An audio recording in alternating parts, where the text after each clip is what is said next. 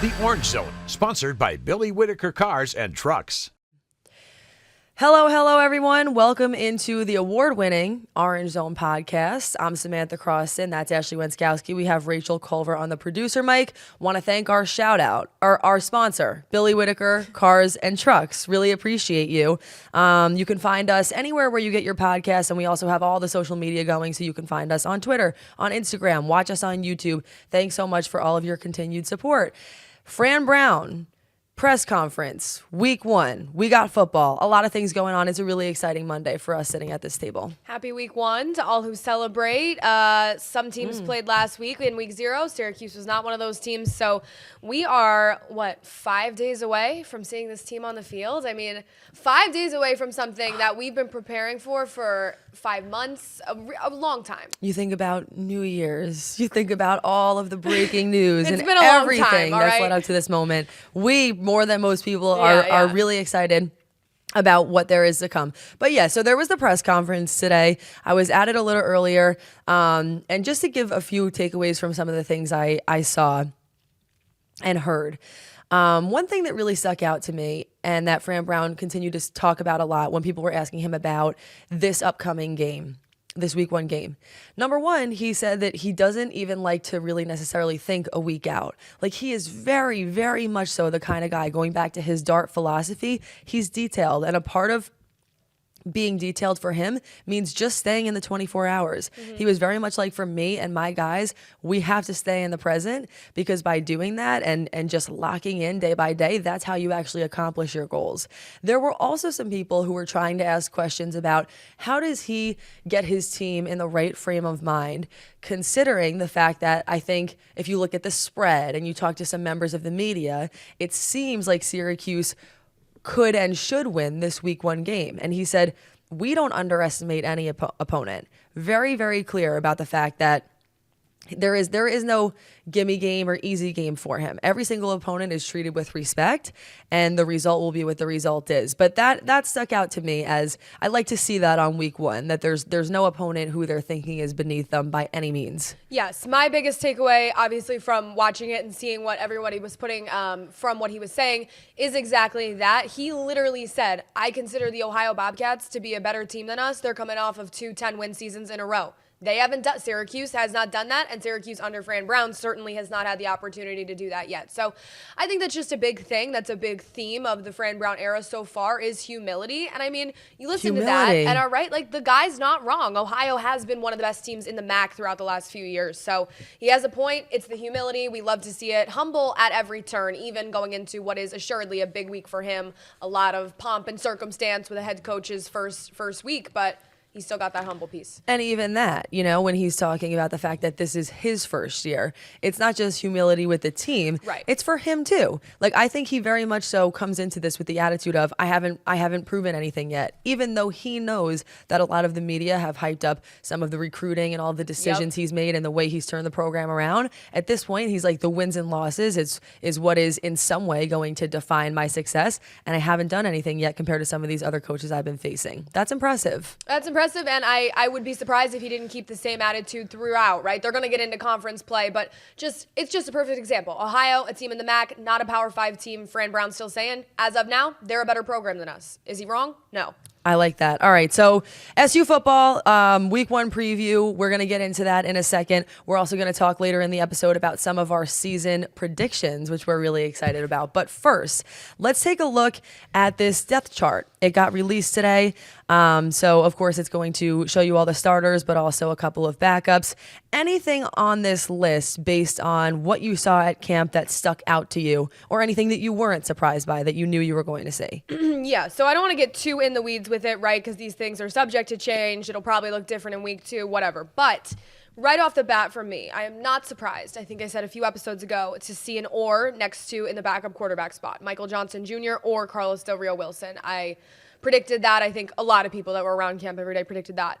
I'm also not surprised to see an or in the running back spot, Yasin Willis or Will Nixon. Obviously, we know Yasin is the young, exciting freshman who is huge and really looks like he's going to be a real threat in years to come. But Will Nixon's the guy with experience, the veteran. So to see that or, not surprised either. I would say if there's an area that I have concern, which is, I think we knew this at camp as well. It's definitely the lines. I think the defensive tackle spot, I think, you got Tank, you got Isaiah Hastings, but beyond that, the depth gets a little bit weaker. Mm-hmm. I also think on the offensive line, we know the guy, we know those starting five. We talked to offensive line coach Dale Williams the other day. So Demetrius Big Spoon, Jacob Bradford, John Ray Reed, Mark Petrie, and Savion Washington. None of those are surprises. At the same time, the guys behind them, I mean, you have Enrique Cruz, who was a starter last year, who now has kind of fallen in that backup right tackle spot behind Savion Washington. Josh, I never know how to say Josh's last name. I'm sorry, Josh. Josh Iloa. We'll get it right for you the next week. Him behind John Ray Reed, I think. He's a guy who's been on this team for a few years, so I'm confident in that. But I would just say, as a whole, the lines is, I think, where you see less depth than some other positions. The corners, I think we anticipated all of that. Clarence Lewis listed above Jaden Bellamy. Of course, safety, Elijah Clark, Justin Barron, Deuce. I mean, those solid. Devin Grant. Yeah. So I would say it's a depth chart that excites me because there's a lot of young guys in those second string positions. And to me, that's just potential that you haven't seen yet, but you are putting on here as a second string guy that you are excited to see this season. So, and even Marcellus Barnes, freshman CB. Right. That's great to see. Grant, absolutely. I think kick returning, they right now have Trevor Pena listed or Malachi James. James is the freshman with NFL type speed. He's gotten a lot of buzz throughout camp. Truly, he holds the New Jersey record, one of the fastest kids in the country. And then they also have LaQuint Allen and Will Nixon. Why do they have LaQuint Allen listed there? Do you know? I'm just curious. I mean, you want your kick returners, your punt returners to be the fastest guys on the team. Obviously, he's one of the fastest at running back. So they also have Yazid Haynes listed under punt returning as well. So those are just truly the fastest guys on the team. But yeah, I'm not shocked by anything on this depth chart. I will say in the receivers, that is interesting. I think that would have been more interesting, but I think based on what I saw in camp, this is accurate. They have Yazid Haynes listed top, Daryl Gill underneath him, Umari Hatcher, Jackson Meeks, Trevor Pena, Emmanuel Ross, who's a freshman who's really impressed. Actually a little bit surprised that that's not Teron Hale because they seemed a little bit high on Teron Hale, but also Ross. But Daryl Gill Jr. and Umari Hatcher, two guys that returned from last year's team that really made their mark in this fall camp. I'm not surprised to see Umari that high up there because he's really been doing well. He's listed above Jackson Meeks. So. And mind you, obviously that's why we say this is what it is now. Clearly these things are subject to change, and they always do based on who's performing well. Fran Brown also strikes me as the kind of guy who is not just going to leave starters in just because that's how the year started. I think you're obviously some of these guys you're going to see them week after week, but there are other positions where perhaps you are earning it on a week-to-week basis. Yeah, and something that I think is also important to watch out for in these first kind of 4 or 5 weeks when you are playing an opponent like Ohio, like a Holy Cross. I'm not going to predict the future, but if you have a sizable lead, that's the place where you could start to see some of these younger second, third string guys step in and make their mark. I will say, I know everybody always asks, something I want to mention is Justice Ross Simmons, the receiver transfer from Colorado State, who's a Rochester native. He would absolutely be higher on this depth chart, but he has been battling a little bit of injury in the fall, a hamstring situation. Fran Brown kind of shies away from giving us a timeline on that situation, but he is not on the depth chart. But if he was healthy, I believe he would be in those top 3-4 receiver spots. Which, by the way, for everyone listening, the not giving out a timeline is pretty standard. I honestly think they do that just to make sure that no one is hoping for something or setting any kind of expectation that they ultimately do not meet. But yeah, to your point, I will say that I think Fran Brown strikes me as the kind of guy who, if there is even any kind of sizable lead, he wants to get in people who might not be seeing the field otherwise. We've said since the beginning of the year, he is focused on the now, but he also focuses on the future, and he thinks about the years ahead, and he's big into developing some of these younger guys. So if there's any opportunity for them to get playing time, expect to see some faces that you might not normally see. With that being said, let's dive into Ohio University Week 1. SU and Ohio have played one time before, September 4th, 2021, and SU won 29-9. Back in 2023, the Bobcats finished 10-2 and 6-2 in the MAC, and it was the team's second straight 10-win season and second consecutive bowl win, 41-21 win over Georgia Southern in the Myrtle Beach Bowl. There is a lot here, and I understand why Coach Brown would go up there today and say, hey, listen, this is not a team that we're going to underrate. I'm looking at some of these stats that Rachel Culver beautifully put together. Their first quarter scoring, it was Ohio 58, opponents 10. Sacks, Ohio 36 for 202 yards, opponents 15 for 96 yards. What does this Ohio team look like in 2024? I guess that remains to be seen, but we're going to preview it a little bit for you, and we'll see what happens, I guess, in week 1. Yeah, the one thing I do want to say is coach speak is just a part of life, right? So as much as you said, Fran Brown, I believe him 1,000% that he focuses on a day-to-day. At the same time, this coaching staff's been preparing for Ohio for a week or two here. Let's not get things mixed up.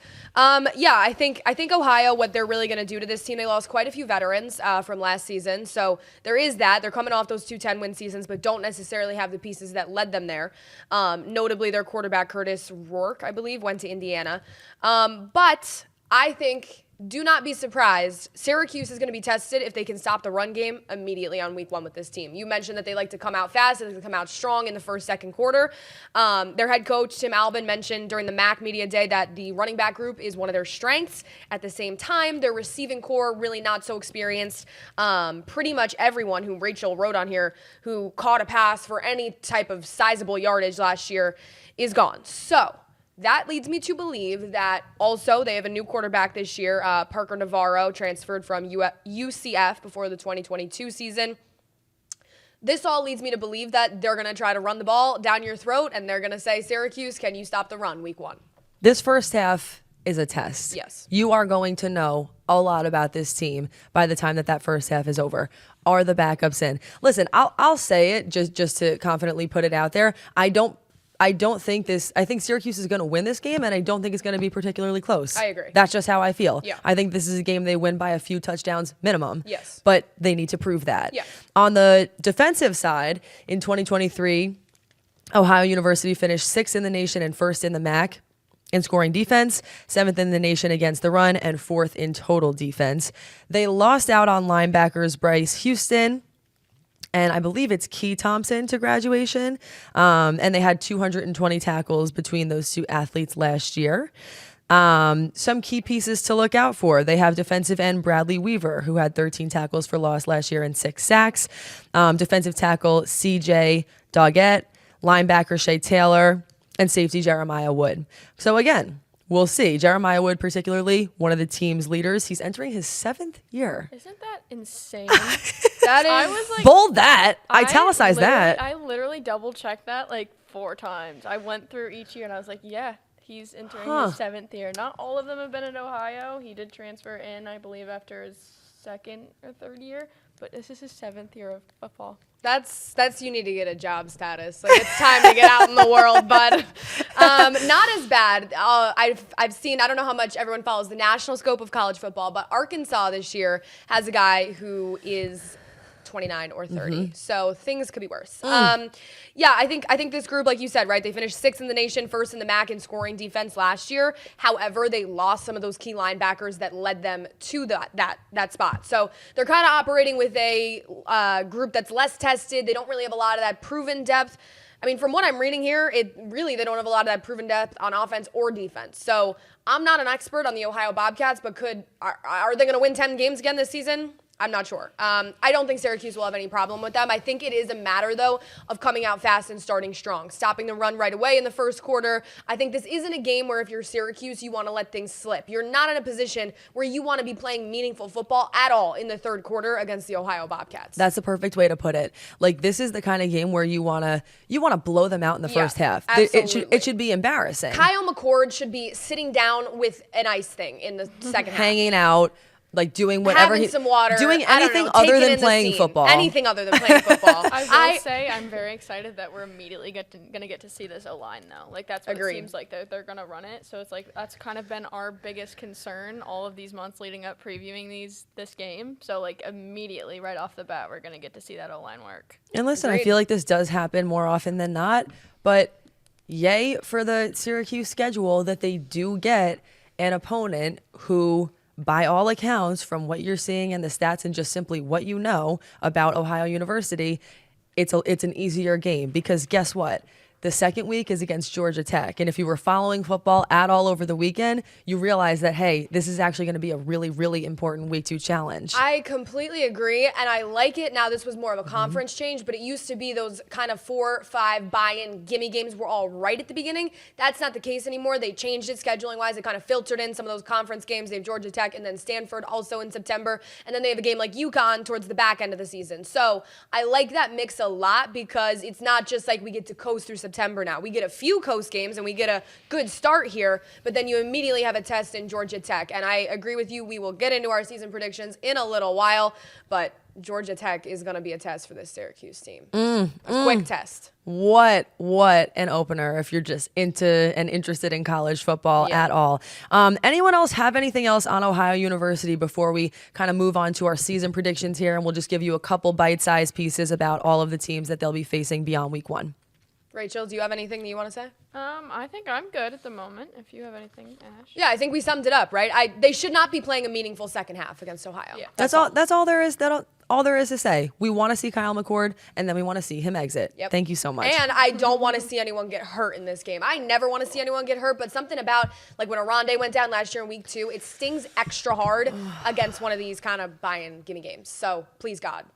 That's my prayer. Yeah, that hurts so much. That's the other thing, right? Is like you want to see like the young guys get in. Yeah. But in a lot of cases, if those young guys are getting in, yes, it's for their experience for them. But it's also like, let's keep our starters off the field if we can do that. Absolutely. Mm-hmm. All right, we're looking at the rest of the schedule here. We're going to do some of our predictions. I say we just run through these opponents, give a little bit of background one by one, and at the end, we're going to nail it down. We're going to give our ceiling, our floor, and we're going to lock in our season prediction. Yep, we're going to lock in who the wins and losses are going to be too. That's right. Opinion. We also decided, because each year we kind of do a game with this right before coming on the air to do this. I think the way we're going to do it this year is we're going to lock in a prediction. Rachel, let us know if you're cool with this too. All 3 of us. Lock in a prediction for the season, and then we're going to get 2 weeks of our choosing. 2 mulligans. If we want to change our mind about what the outcome of the game would be. Okay, smart. Like we're giving an overall prediction now, but we're going to obviously preview the opponent each week as it comes up. So if something happens, if I don't know, if Aronde's out for one game for whatever, we get to be like, okay, take that one back. Yep, I take that back, or I change my mind. We're also going to give an Ohio score prediction. Yes, we are. Yes, we are. All right, let's start with Georgia Tech. They upset Florida State on Saturday, who came into the game ranked 10th. The Yellow Jackets, they leaned on the running game to carry the team, draining the final 6.5 minutes off the clock before Georgia Tech kicker Aiden Burr kicked a 44-yard field goal as time expired. If you watched it live, you know it was electric. And it definitely set the tone for Georgia Tech, where everyone thought, hey, this is a legit, intense week 2 matchup. Another team, I just said it about Ohio. Now in week 2, you got Georgia Tech, who just successfully beat the 10th ranked team in the country by a ground attack, by a rushing attack. They ran the ball down Florida State's throat. Florida State couldn't stop them.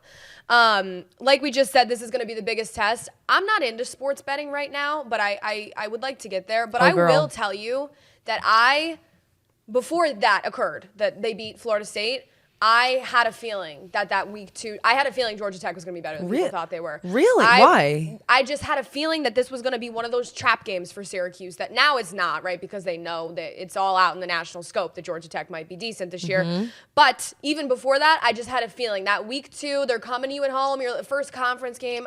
It's just Georgia Tech. Georgia Tech's never great. Had a little feeling. This is just a side question for the group. I know it doesn't necessarily matter, but there's just a lot of national media conversation around this. The fact that Florida State lost that game, does that change either of your guys' feelings about what happened last year with the college football playoff? I'm just curious. Good question, Sam. And I'd like to know from our viewers as well. So put that in the comments. That's Rachel, my question of the week. First, yeah. No, it doesn't change what I was thinking after last season and how everything ended for last season, because I kind of agree with how everything happened last season. I think that was probably the best bet, was to keep them out of the playoffs after their quarterback went down. Sucks. Such a bad situation for Florida to be in. I feel for them. But I think also, like, maybe this outcome of Saturday was more so like the last wave of maybe that feeling for Florida State. Like, they came out of their season kind of carrying a little bit of that, and this is kind of the repercussion from it. Interesting. So I back last year at the playoff was a staunch supporter that Florida State should have been in. Me too. I understand why it did not happen. I don't need everyone. I get it. I got all the pieces about they didn't have their quarter. I understand. But at the time, I really thought they deserved to be in the playoff. Obviously, they didn't, and they moved on. Now they have DJ Uyunglele, the most fun name in college football. Great job. They have him as their quarterback. Obviously, he's bounced around a ton. Syracuse doesn't have to face them this year. So whether or not Florida State kind of flops this season isn't really Syracuse's problem, unless it means, something for a hypothetical ACC championship game. Let's not get ahead of ourselves. But they're not on the regular season schedule. So I think it's just more interesting in terms of, and we don't have time to talk about this today, but Florida State is trying to get out of the ACC in a very hardcore manner. I mean, there's lawsuits, it's happening. Florida State, you just lost to Georgia Tech week 1. If you're trying to convince me that you're better than every team in the ACC, that wasn't a good first showing. You're going to have to do more than that. We're moving on. Stanford has failed to win more than 4 games in each of the last 5 years, and they've gone 3-9 in the last 3. I'm sure there's more than what exists on paper, but that's the reality of the situation. Yeah, Stanford, I think they're going through Stanford, Cal, SMU. Obviously, Syracuse only plays Stanford and Cal. They don't play SMU this year, probably the best of the 3 with the incoming teams. They're just going to have that conference adjustment, right? Is the ACC easier for them than the Pac-12? Do they find more success? Last season, it says here the difference between being competitive and getting walloped was the run defense. So could be a big game for LaQuinn Allen. I think that's a game that Syracuse wins. Walloped. What a great word. Honestly, I think that's a game that Syracuse wins as well. I know. Should we be going through this saying if they're going to win or lose now? I think probably. I think so too. Yeah, all right. Yeah. Back to Georgia Tech. Oop, That's my reverse sound. Yeah, exactly. Georgia Tech. Win or lose? Rachel. I'm going to say that they win this game. I think this is a big game in the Fran Brown era. I think Ohio's going to go the way we want it to. I think Georgia Tech is going to be the first test, and I think Fran Brown and this coaching staff will have the guys ready, and I think it's a win. I'm really split on this one. This one might be the game of the whole season that I really am split. I want to say lose, but I think after we've kind of had this memo mailed out to us about this run attack nationally after this big Florida State win, I think Syracuse is going to be in a much better spot, be much more equipped to prepare for that. So are you going to put your money where your mouth is or not? It's go time. I don't know. My gut all year before this has told me lose, but maybe now they make some adjustments and they win that game. I don't know. Your decision's not going to faze me. Yes, it will. That's why you have to decide now. I know it will. Do you trust your gut? I'm going to say lose just because that's what my gut's been telling me. That's what you should do. But I see a very real world where they win, and obviously I hope they win. But I'm saying lose because that's my gut. Okay. I see. It's so funny. I thought for sure that you were both going to say win, which is why I was going to say lose, because you just can't have all 3 people who say win at the table. I just want to be different. I'm just trying to be unique out here. No, honestly, I have to go with lose. I just think, or do I? Oh my God, we don't have time for all this. We got to move on the list. No, I'm going to change it. I'm going to change it. Honestly, I think because you nailed it down and said lose, now I am going to go with win. I know that they upset Florida State, but one upset is not always reflective of how good the team is. I do think Georgia Tech is better than people are expecting, but I think Syracuse is better than people are expecting too. And if I want to change it in week 2, then I'll do it. For right now, I'm going to go with win. Okay. See, my current problem I'm struggling with is I had my record I was going to say, but I won't give it away. Between the number of losses I had like a couple that I could have switched in and out, but now I'm going to have to solidify them. I get it. Stanford, we're going... Win. Okay. Holy Cross, new era under first-year head coach Dan Curran. If I'm mispronouncing that, roast me. Lost more than 30 seniors / 5th years from last year's Co-Patriot League champion team to graduation or the transfer portal. 30. It's a lot of people to lose, including senior Joe Pasansky, who demonstrated poise and accuracy in his 2 starts last year. He will be moving into the QB1 role. So that's who they're going to have. But again, losing a lot of big pieces. It's a Patriot League team. The only Patriot League team I think they played last year was Colgate. That was last year, right? Yeah. So it's Holy Cross this year. Yeah, they've been kind of the top dog in the Patriot League for a while. Obviously, we also kind of cover Colgate for the station, so we know a little bit about that. But they lost Bob Chesney, their longtime head coach, who kind of brought them there. He's now at JMU, which was only a matter of time before he got a bigger job. I think, honestly, it's only a matter of time before he gets a Power 5 job. He earned it. He earned it for sure. I think Syracuse wins that game handily. I think that might be a walloping. A walloping. I agree. Okay, we all say win on that. Over to UNLV, a game that we're all just really excited about and dying to go to. Dying to go to Las Vegas. Just have to say that once. So UNLV coming off of their first winning season since 2013. According to Rachel Culver and her fantastic notes, the O-line looks very strong. 4 of 5 starters from last year are returning. Last year, they were 9-0 when keeping offenses from completing more than 65% of their passes and 0-5 when letting teams hit 66% or better. What a stat. Love that. I'm not sure exactly what to expect. I mean, the fact that they're coming off of a winning season, okay. I think that when you have a strong O-line, we always say that games are won and lost in the trenches. Do I think that's a game that Syracuse comes out of and wins? Right now, I'd say yeah. Yeah, I think I also have that down as a win. I do think they're on the road, right, in Vegas. They moved it to a Friday night game now. It's in prime time. That's awesome. Great stuff. It's also on my birthday. I just have to say that every time it comes up so that we can maybe go there. Sure. The O-line looks very strong, like you said. I think that's a dangerous thing. The O-line having returning veterans. They have 4 of the 5 starters returning from last year. When you have guys on that unit who've played together and who have, that is a sense of cohesiveness that can really make a team dangerous. In the trenches. So that's all I'll say. I think that game is going to be maybe a close game, but I think Syracuse wins it. And if they don't win it, maybe the road atmosphere comes into play there. Rachel, win or loss? I agree with Ashley in terms of the road hesitation. That's my biggest concern, I think. But I'm going to go win on this one as well. Okay. We move on. At NC State. And I love this stat. Syracuse and NC State are the only 2 ACC programs, forgetting the new schools in the mix, to not play in the ACC championship game in its 19 seasons of existence. But obviously, this is a familiar foe. Syracuse, NC State, we'll just have to see what happens. Last year, they were 0-3 when scoring fewer than 20 points, 9-0 when scoring that many or more. What are you thinking? Okay, here's what I have to say. I love when you start off like that. What do you have to say? Let's take a minute. Come here. NC State was ranked in the top 25 preseason poll. Now, I'm not a vote. I don't have the stance to say that that's wrong. I think I was a little bit surprised to see that. They have Grayson McCall coming in, who was the quarterback from Coastal Carolina who transferred to NC State this offseason.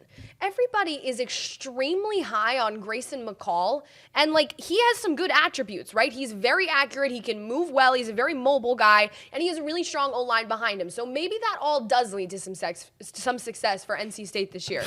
But I think that... he's coming from Coastal Carolina, right? He hasn't faced this Power 5 competition. I don't know. I think the Grayson McCall hype has been a little bit overhyped in the ACC this year. I've even seen him on some lists ahead of a Kyle McCord, which I think is ridiculous, bias aside. I do feel as though the NC State could be a loss, but I don't necessarily think that. It's another game where they are there, they're on the road, right? It's much harder to win on the road. That's in the middle of, they have a stretch of 3 straight on the road, UNLV, NC State, Pittsburgh, which obviously is close, but still a road game. Mm-hmm.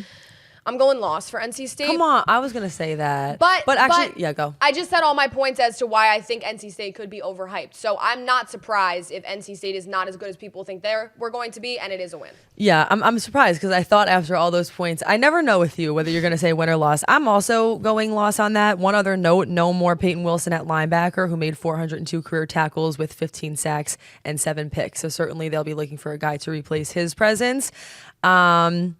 But yeah, the fact that it's 3 straight, the fact that it's on the road, I actually am in on Grayson McCall. I think that this is a game that could be a win, but just in my heart of hearts, when I look at the full schedule, I know in my head the record that I'm going to pick for them this season. That means that this has to be a loss for my record. Okay. I hope it's not for Syracuse, but for my record, this is what I think is going to be one of the losses. Rach? Yeah, for this one, going through just all things NC State's putting together these notes, the best way I can describe it to you is like as I continued reading and kind of processing all of the information, is like this one left a little bit of a pit in my stomach. I don't know. Like I just didn't feel great about what I was reading compared to what I know about this team coming into this season. So I'm also going loss. Got it. We move on to at Pittsburgh. The Panthers finished with a 3-9 record in 2023, their worst record in the 21st century. Woof. One of the worst offensive lines in the country last season. Really, really weird game against Syracuse last year. Yeah. And that's interesting. I love this bullet. Plus 10,000 to win the ACC in 2024. Oh my. So if that gives you any indication of, not that the betting and the numbers are always right, but I think it's interesting to look at it before the season begins. I think that's an easy win for Syracuse, and I don't really have that much else to say. Nope. ESPN gave them a 0.3% chance to win the ACC title, a 0% chance to win 11-plus games, and a 27% chance to win 6 or more games. I'm also going to go with an easy win. But it's funny because I do feel like for some reason this game comes around, at least in the past few years previously, and for some reason Syracuse is just not living up to their potential, whether that's because they're injury ridden or because it's away or because things just aren't going well. Their offensive production is trash. It hasn't gone well always in the past few times that they've played, but in my mind that is a win and it shouldn't be particularly close. One note on Pittsburgh, Sure. I'd like to say for Syracuse fans, that is 5 hours away. They have a beautiful stadium. They play in the Steelers stadium, so it's a lovely atmosphere. That's a game where I'd like to see Syracuse fans really show out to that game on the road. I think it's one of the more realistic ones to do so. I know Syracuse's rivals in the ACC are Pitt and Boston College. I would say Pitt always feels like that a little bit more than Boston College. I would say neither of those really feel like a juiced up traditional rivalry, but if one does, it's Pittsburgh. So let's all go to Pittsburgh. Let's travel. Let's show out on the road. Ashley is holding you accountable. See you in Pittsburgh. See you in Pittsburgh, Rach. Yeah, so you read this stat, Sam, but ESPN gave them a 0.0 chance to win. That hurts. 11-plus games. It wasn't 0. It was 0.0. So, like, we're in the 100th when we're talking about chances now. That's just brutal.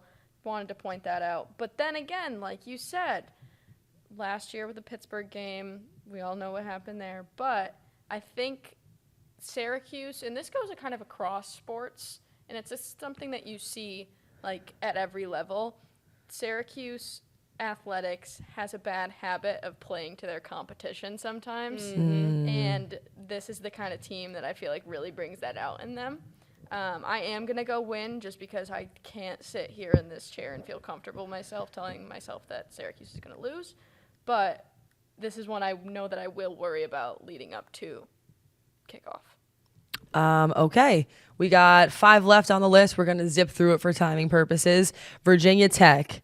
This is a Hokie squad that is loaded with veterans, talent, depth. And in 2023, I'm sure many of you remember the defense was number 2 in the ACC overall, was one of the best in the nation at getting into the backfield. The great news for the game in 2024 is that Virginia Tech is a home game. That is a tough place to play. Like one of the coolest venues in college sports. That's just my opinion. 100%. The fans always show out. The music, the Enter Sandman. Like it's just a great place to play, but very tough if you're an opponent. I believe, correct me if I'm wrong, that last year was a night game too on a Thursday. In Blacksburg, deadly stuff. Brutal, Enter Sandman, terrible. I'm actually still going to put it as a loss. I think that this is another game. It's not even a trap game or anything. I actually just think this Virginia Tech team is going to be a good team. I think whether they're home or away, this was a game where the environment mattered. But I just think their play and who's coming back and the talent they have and the depth. I think this is a game that's close, but I think Syracuse loses it. I am going to disagree with you, but this is a bold statement because I think they very easily could lose this game. Like you said, Virginia Tech, I think, is one of the better teams in the ACC this year, but the fact that it's at home will give them an advantage. I think this middle part of the schedule is where Syracuse really starts to hit their stride, and obviously we'll get towards our final record predictions, but if what I just said, if they fall to NC State, then you got to win to Pittsburgh, win to Virginia Tech, then you got Boston College, Cal, UConn. I think that middle part is where they really start to string together some wins. So I'm going to go win against Virginia Tech. I know that's a bold thing to say. Maybe that's my sleeper pick win, but that's what I think.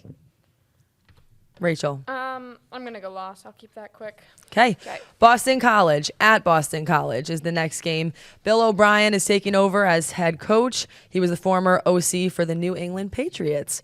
So yeah, their starting defensive line returns 4 starters. That's obviously great for BC. I'm going to go win on this one to keep it short and sweet. Yeah, what happened to Boston College in the offseason was a little bit unfortunate. Their head coach really seemed to be building something there the last few years, and then he took a job with the Green Bay Packers. Of course, you get an NFL offer, you're going to take it, but he really seemed like he was kind of building a program in the same sense that Fran Brown is trying to, and then he got bought away by the NFL. So Bill O'Brien takes over. I think first-year head coach. They never really seem to have the talent and the depth that some other teams in the ACC do. I'm going to go win, and it's not close. Same. Okay, next, at Cal. In 2023, the offense had its moments, scoring the most points in a season since 2016. The line gets back 3 starters and plenty of size after doing a good job in pass protection. Again, this is an away game. It's a far away game. It's a long trip. All things to keep in mind. To keep it short again, would also put this down as a win at this point in the season. Yeah, I'm going to go win. I think their running back, Jaden Ott, he's made some ACC preseason lists. He's projected to be really good, so they'll have to stop his game. But I think Cal and Stanford are kind of those two that I feel like are going to take the hardest hit in adjusting to the ACC this year. This is towards the end of the schedule. They could also be a little bit beaten up. I know Syracuse has to travel far, but I think they win against Cal. I'm going to go same. I like, Rachel, can you read your first bullet against UConn? That's funny, and I don't want to take credit for it. Okay, fine. I just think it's, who doesn't love a little rip on UConn? Rip it. Everybody. The program hasn't known a winning season since the Big East days of 2010. She cooked them. And she didn't hold back. Yeah, they have a talented prospect in quarterback, Nick Evers. Does anyone know? Evers, transfer from Oklahoma. But again, they're filling some holes through the transfer portal. Depth across the board is a little questionable. I'm going to go win. Yeah, I mean, everybody knows it. UConn's a basketball school. UConn's the basketball school of all basketball schools. I think it's really funny. They've had some talks this week about them potentially conference realignment. The Big 12 kind of wants them. Would they have a spot in the ACC? There's just been some national talk about that this week in particular, and it's always been it would be every sport, but not the football team. I think that's an easy win for Syracuse. And you know what? I think that game comes at a great time in the schedule. That's the 11th game on the schedule. That's a game where if a Kyle McCord is feeling a little beaten up here with you're in the throes of ACC play, long year, that's a game where maybe we could give everybody a breather. I'm starting to think about like how many wins versus how many losses I have, and I'm like really looking pretty high on this team, so I'm getting a little nervous, but I do think they beat UConn. Okay. Last but not least, Miami. At home. Little background: in the 20 years since joining the ACC, it has one 10-win season and one ACC title appearance, both in 2017. They're said to have a better quarterback, with Washington State's Cam Ward, one of the best QBs that hit the portal. All things to consider. I need to think a little bit more right now about whether that's going to be a win or a loss. So does anyone else have anything to say in the interim? Yes. That game is at home. You have something to say? I have something to say. Can you Great. believe it? Yeah. That game's at home Thanksgiving weekend, this Saturday after Thanksgiving, which means that the students won't be here. Now, I don't know how much you take that into consideration, but the dome will be less filled. That's just a fact. So there's that. Miami is also ranked in the preseason top 25. I think they're going to be really good this year. They got Cam Ward, which was kind of the prize of the quarterback transfer portal. He's been listed all over the preseason ACC's top quarterback in the league. He's a guy that really has that veteran. He almost reminds you, like he's NFL-esque in college football. So I think Syracuse loses that game, but I think they're competitive in it because they are at home. They're playing in the Dome. I know that everybody overhyped with this team is like, oh my God, what if Syracuse is 11-0 going into that game, and that's the game for the ACC championship? And I'd just like to tell everyone to slow their roll there for a minute.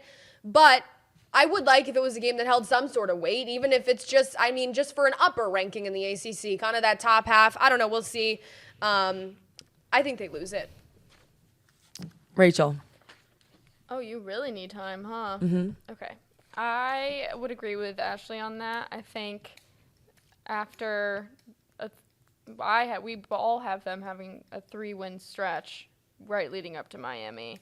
I think last game of the season without fans against an opponent they know and played pretty well and is set up to have a really good season with a really good QB. I feel like it's kind of a good mix of things that could lead to a loss.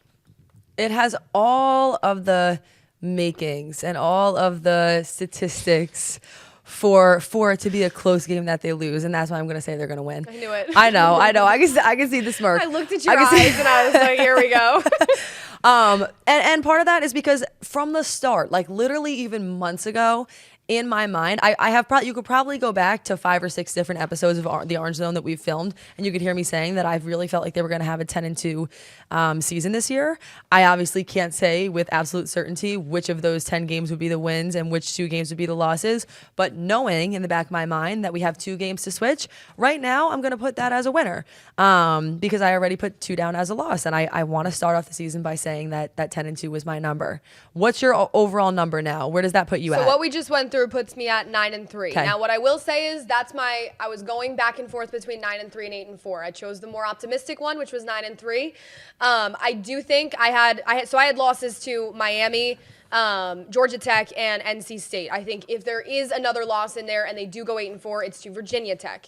I think that would be my other loss that I was thinking about, but I chose to be optimistic. It's at home and say that they're going to win that game. So 9-3 is my realistic choice, but I think we should say floor and ceiling too. 9-3 is my floor. I think if there's another game that they're losing, it's Miami. Not to say that they couldn't have a season worse than 9-3, but just with the expectations that Fran Brown has set, with all of the hype around it, I have to put my faith in what I have seen up to this point. I think my floor would be 9-3. I almost want to say my ceiling is 10-2. Like I'm almost picking my ceiling. I don't think they have an 11-1 season. I think 10-2 is my ceiling, and I'm picking my ceiling. 9-3 is my floor. Okay. Rachel.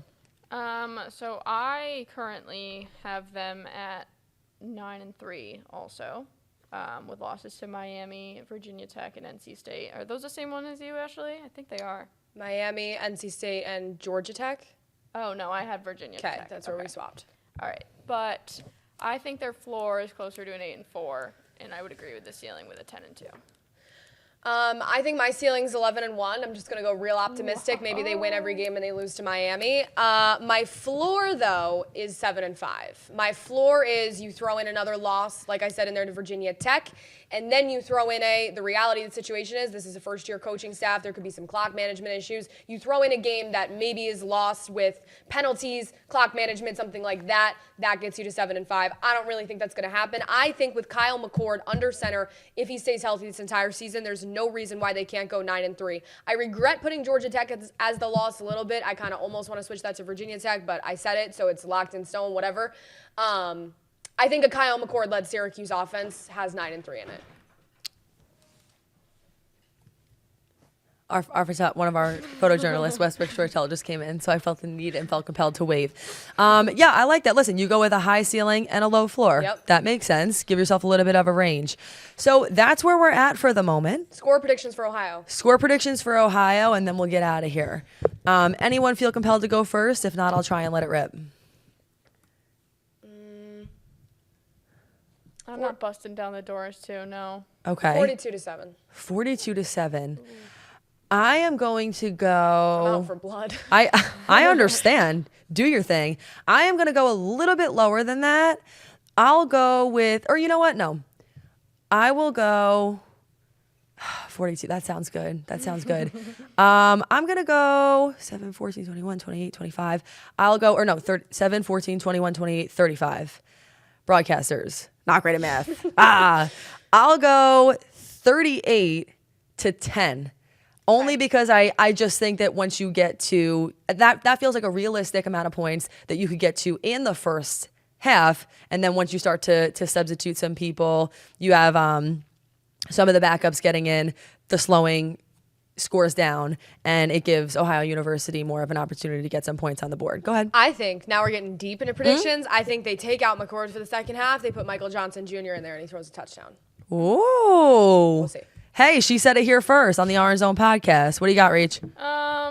I don't know. I don't really want to think about it too much in terms of what you just did with like the counting of touchdowns and whatever extra points. I kind of just want to spitball and say I felt attached to the 10, so I'm going to go 10 for Ohio, but I'm going to go in between the two of you with like a 40. Okay. That's a vibes-only style pick right there. We love to see it. Anyone have any final thoughts before we wrap this up and see everybody here again next week?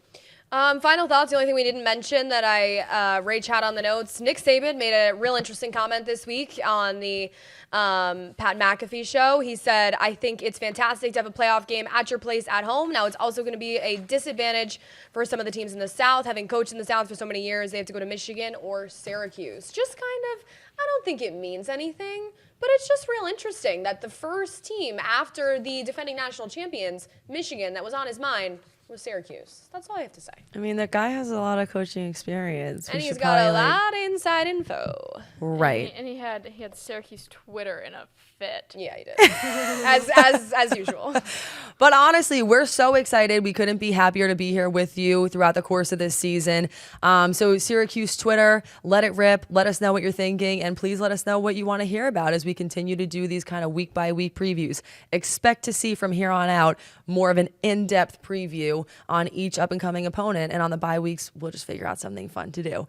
Thanks so much for joining us. That's Ashley Wenskoski, Rachel Culver on the producer mic. I'm Samantha Croston. We'll see you back here again next week.